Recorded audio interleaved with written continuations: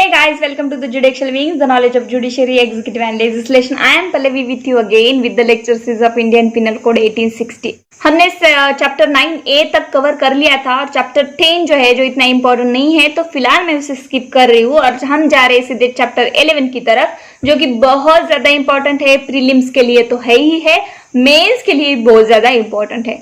मैंने कुछ चैप्टर बीच बीच में क्यों स्किप कर रही हूँ, क्योंकि अभी जो है एग्जाम सबके नजदीक ही आ रहे हैं तो मुझे लगता है कि पहले हम इम्पोर्टेंट ना कवर कर लेते हैं, बाद में हम जब हमें टाइम रहेगा तब उन सेक्शन की ओर भी जाएंगे। तो चैप्टर 11 बोलता है of false evidence and offences against public justice. देखिए, false evidence and offences against the public justice, public justice के खिलाफ आप कुछ फॉल्स एविडेंस देते हो और उसमें से ऑफेंस करते हो। 191 से लेकर 229A तक डील करता है ये चैप्टर। 191 में बहुत ही इंपॉर्टेंट बारे में बताया गया गिविंग अ फॉल्स एविडेंस। देखिए, गिविंग अ फॉल्स एविडेंस, वही 192 में बताया गया फैब्रिकेटिंग अ फॉल्स एविडेंस। इसमें से डिफरेंस में दोनों सेक्शन में या दोनों प्रोविजन में ये हमेशा पूछा जाता है मेंस में। इवन अभी तो बहुत सारे जुडिशरी का प्रीलिम्स का पैटर्न बदल गया है, जो इसके हमारे महाराष्ट्र में भी बदल गया है। असर्शन में वगैरह पूछ रहे हैं तो प्रीलिम्स में भी बहुत बार इसे पूछा जाता है। 191 क्या कहता है, giving a false evidence whoever being legally bound by an oath और by an express provision of law to state the truth. कोई भी पर्सन लीगली बाउंड है। पहले तो लीगली बाउंड का मतलब जान लेते हैं। लीगली बाउंड यानी कोई ऑफिसर वगैरह नहीं है, नॉर्मल ही पर्सन होता है। देखिए, मेरी घर में क्राइम हुआ है, मेरे स्टेटमेंट्स है पुलिस के पास, मेरे घर में क्राइम हुआ है या फिर मेरी कोई प्रॉपर्टी प्लॉट है वहां पे क्राइम हुआ है, तो मैं बाइंडिंग हूँ लीगली कि अब मैं उस बारे में बताऊं। देखिए, हम सुशांत सिंह राजपूत का भी केस देख रहे हैं तो वहां पे जितने भी रिलेटेड विटनेसेस है, जिन्होंने आई विटनेस है, जिन्होंने जो आई विटनेस है, जिन्होंने वो इंसिडेंट होते हुए देखा है या फिर वो इंसिडेंट हुआ था तब वो वहां पे प्रेजेंट थे, तो they are legally bound to speak the truth in the court of justice. ठीक है कि नहीं? तो ऐसी सिचुएशन में क्या होता है, वो बाइंडिंग हो जाते हैं। जैसे कि यहाँ पे एक एग्जाम्पल भी दिया है, एक वॉचमैन होता है, वो कोई कॉलोनी का वॉचमैन है, वॉचमैन वहां पे खड़ा रहता है। अब अंदर कौन जा रहा है कौन नहीं जा रहा है, तो उसकी ड्यूटी है कि वो वहां पे बाउंड है कि क्या हुआ था, कौन अंदर गया था, सीसीटीवी कैमरा की फुटेज वगैरह जो होते हैं। इस सिचुएशन में तो वो बाइंडिंग है कि वो इंफॉर्मेशन ट्रूथ जो है सामने रखे, नहीं तो वो झूठ बोलेगा तो नहीं चलेगा, ये ऑफेंस होगा। तो यहाँ पे बोला गया whoever being legally bound by an oath और by an express provision of law to state the truth. Bound है ऑन ओथ, ठीक है कि नहीं, सॉरी, बाय एन ओथ और by an express provision of law. किसी भी एक्सप्रेस प्रोविजन ऑफ लॉ के तहत बाइंडिंग है कि उसको ट्रूथ बोलना है, और being bound by law to make a declaration upon any subject. किसी भी सब्जेक्ट पे लॉ के तहत वो बाउंड है कि उसे वो डिक्लेरेशन देना है। बहुत सारी केसेस में होता है कि इंसिडेंट पे जो स्पॉट पंचनामा होता है वहाँ पे डॉक्टर्स का रिलेशन होता है मेडिकल ऑफिसर का, उन्हें मेडिकल ऑफिसर को विटनेसेस बनाया जाता है। अब उस मेडिकल ऑफिसर को ट्रूथ बताने का, सत्य क्या है ऑन द ओथ, ठीक है कि नहीं, एग्जामिनेशन में, तो उसको तो वो वहां पे बाउंड है कि उसे बताना ही पड़ेगा कि क्या सच है। अगर झूठ बोलता है तो वो ऑफेंस करता है।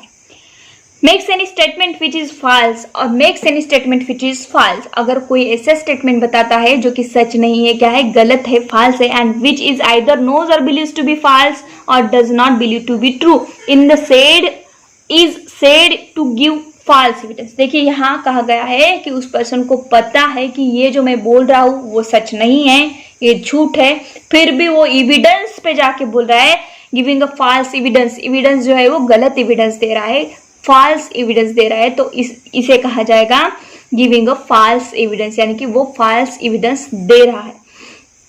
तो देखिए, यहाँ पे बोला गया है कि, तो यहाँ पे इंग्रेडिएंट्स क्या निकल के आते हैं, हुए और being legally bound by an oath और by an express provision of law to state the truth. किसी भी एक्सप्रेस प्रोविजन ऑफ लॉ के तहत क्या है, वो बाइंडिंग है ट्रूथ बोलने के लिए। Being bound by law to make a declaration on any subject, किसी भी सब्जेक्ट पर डिक्लेरेशन देने के लिए बाइंडिंग है।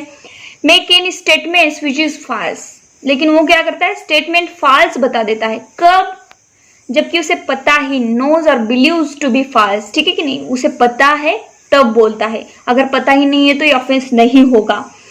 Does not believe to be true, उसे पता है कि ये सच नहीं है, मैं जो बोल रहा हूँ वो झूठ है, is said to be give a false evidence, तो इसे फॉल्स एविडेंस माना जाएगा।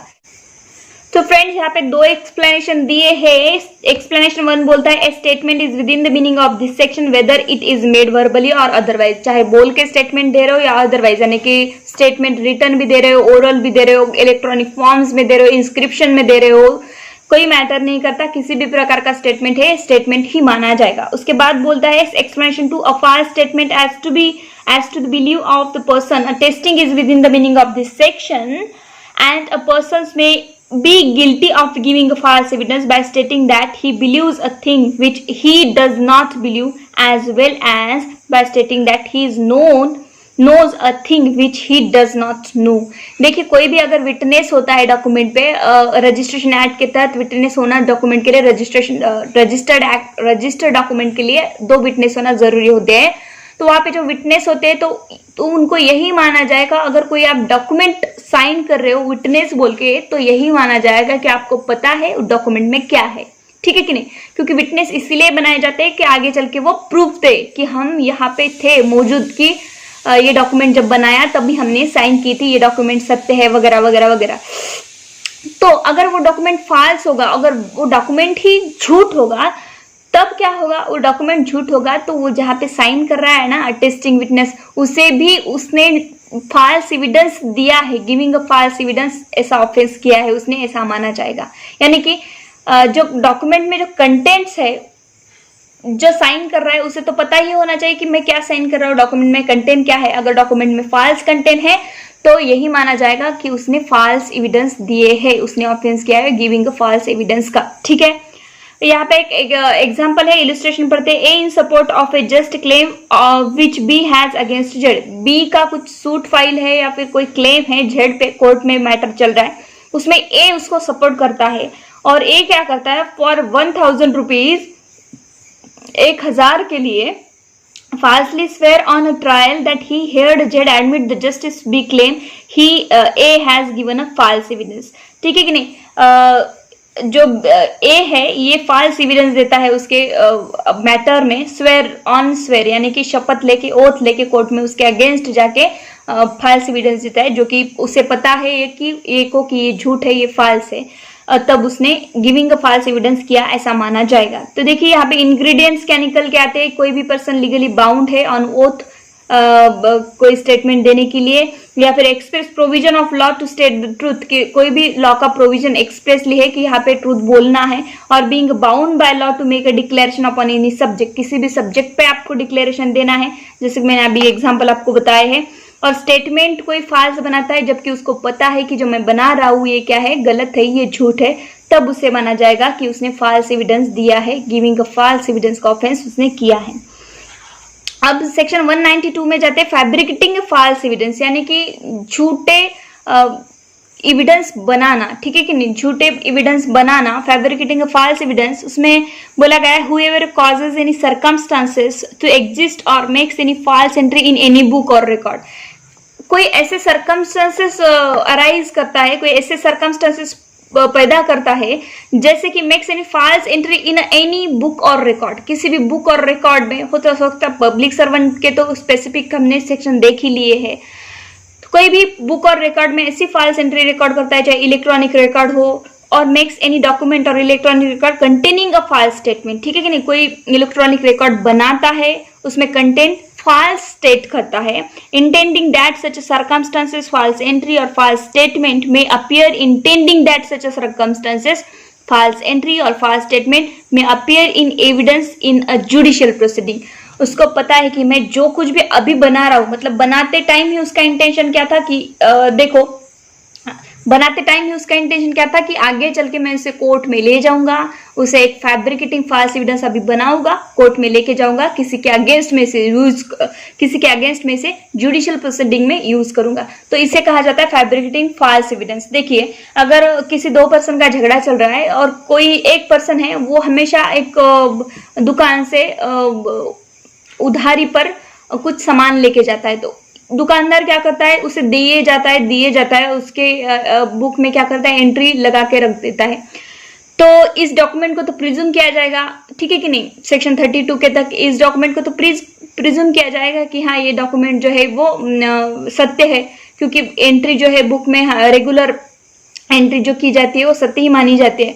तो वो उसकी तरफ तो उसको पता होता है कि मैं इस पे केस डालने वाला हूँ, और जब मैं 2, 4, 5 साल से इसके नाम पे ज्यादा अमाउंट डाल रहा हूँ, तो वो फैब्रिकेटिंग फॉल्स डॉक्यूमेंट्स बना रहा है, और उसे इसका इंटेंशन क्या है, उसे वो जुडिशियल प्रोसीडिंग में जाके उसके अगेंस्ट यूज करने वाला है। तो इसे कहा जाता है कि फैब्रिकेटिंग फॉल्स डॉक्यूमेंट्स।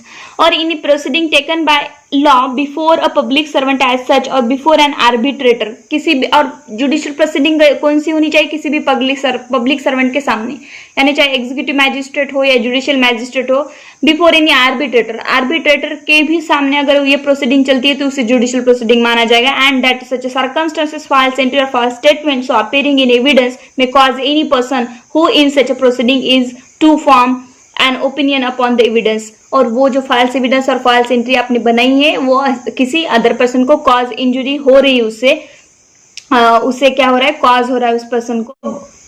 एग्जाम्पल यहाँ का देख लेते हैं। A makes a false entry in his shop book, जैसे कि मैंने अभी बताया था आपको, for the purpose of using it in corroborative evidence in the court of justice, A has fabricating a false evidence. A को पता है कि मैं शॉप बुक में इसके नाम पे बहुत सारी अमाउंट डाल के रख रहा हूँ या फॉल्स एंट्री कर रहा हूँ, ठीक है कि नहीं। तो ऐसी सिचुएशन में क्या होगा, वो फॉल्स फैब्रिकेटिंग फॉल्स एविडेंस का ऑफेंस कर रहा है, ऐसा माना जाएगा। सेक्शन 193 में दोनों की पनिशमेंट दी गई है, जो false giving a false evidence का ऑफेंस करता है या फैब्रिकेटिंग फॉल्स एविडेंस का ऑफेंस करता है। तो क्या पनिशमेंट है, whoever intentionally gives a false evidence in any stage of judicial proceeding, किसी भी स्टेज पे जुडिशियल प्रोसीडिंग के आप ये करते हो, फैब्रिकेट्स false evidence for the purpose of being used in any stage of judicial proceeding। और 192 के तहत fabricating false evidence in any stage of judicial proceeding shall be punished with imprisonment of either description for a term which may extend to 7 years and shall also be liable to fine। देखिए बहुत ज्यादा punishment है यहाँ पे, 7 वर्ष तक आपको punishment हो सकती है, और shall also be liable to fine, shall fine है यहाँ पे और नहीं है, कंपल्सरी आप पे फाइन लगेगा ही लगेगा। एंड हुएवर इंटेंशनली गिव्स और fabricates false evidence in any other case, किसी और केसेस में जुडिशियल प्रोसीडिंग को छोड़ के, ठीक है, किसी और जगह पे आप अगर आपका इंटेंशन नहीं है कि जुडिशियल प्रोसीडिंग में जाके इसके अगेंस्ट में ये एविडेंस बोल के यूज करूंगा, तो ये इंटेंशन नहीं है आपका, जुडिशियल प्रोसीडिंग में नहीं यूज कर रहे, तो क्या पनिशमेंट है, तो आपको अदर केसेस में 3 साल तक पनिशमेंट है, और कंपल्सरी फाइन है यहाँ पे भी, shall also be liable to fine, ठीक है। यहाँ पे कोर्ट के बारे में बताया गया है, court martial it is also judicial proceeding, यानी कि मार्शल कोर्ट मार्शल जो होते हैं आर्मी नेवी एयरफोर्स के जो भी कोर्ट्स होते हैं उसे ही जुडिशियल प्रोसीडिंग ही माना जाएगा, ठीक है। तो फ्रेंड्स ये हमने देख लिया है giving a false evidence and fabricating a false evidence, जो उन जिनकी जिसका सेक्शन 191 में गिविंग अ फॉल्स एविडेंस के बारे में बताया गया है, वही 192 में फैब्रिकेटिंग फॉल्स एविडेंस के बारे में बताया गया। इन दोनों की पनिशमेंट 193 में दी गई है, जो कि जुडिशियल प्रोसीडिंग में अगर आप ये करते हो तो आपको 7 साल की पनिशमेंट हो सकती है, और अगर अदरवाइज किसी दूसरे प्रोसीडिंग में आप ये करते हो, दूसरे आपका इंटेंशन दूसरा है कुछ, अब दूसरी प्रोसीडिंग में अदरवाइज आप करते हो तो आपको 3 साल तक वहां पे पनिशमेंट हो सकती है। तो आपको ध्यान रखना है difference between the section 191 and 192। तो यहाँ पे गिविंग अ फॉल्स एविडेंस आप दे रहे हो, चाहे वर्बली या रिटर्न दे रहे हो, ठीक है कि नहीं, स्टेटमेंट बना के दे रहे हो, बोल के दे रहे हो, गिविंग अ फॉल्स एविडेंस दे रहे हो, ठीक है कि नहीं। यहाँ पे फैब्रिकेटिंग अ फॉल्स एविडेंस का मतलब आप बना रहे हो, किसी के ऊपर एक पुरावा रच रहे हो, पहले से प्लानिंग है आपका कि इसके अगेंस्ट में ये यूज करूंगा, ठीक है कि नहीं। जैसे कि यहाँ पे एक एग्जांपल दिया है कि मैं कोई चीज छुपा के रखती हूँ, बाद में 2-3 दिन के बाद पुलिस में जाके रिपोर्ट करती हूँ कि मेरी जो ये चीज थी, मेरा जो गहना था वो गुम हो गया है और मुझे डाउट है कि इसने चोरी कर दिया है, तो मैं डायरेक्टली क्या कर रही हूँ, उसके अगेंस्ट फैब्रिकेटिंग फॉल्स एविडेंस बना रही हूँ। तो बनाना और देना इतना ही फर्क इन दोनों सेक्शन में है, बाकी डिफरेंस हम बैरक की लैंग्वेजेस में से बना सकते हैं। तो फ्रेंड्स आज हमने इस चैप्टर का एक 2-3 सेक्शन कंप्लीट कर लिए हैं, आगे के सेक्शन हम नेक्स्ट वीडियो में देखते हैं, बहुत बड़ा चैप्टर है ये। Thank you so much for watching video and subscribe my channel, like the videos if you like.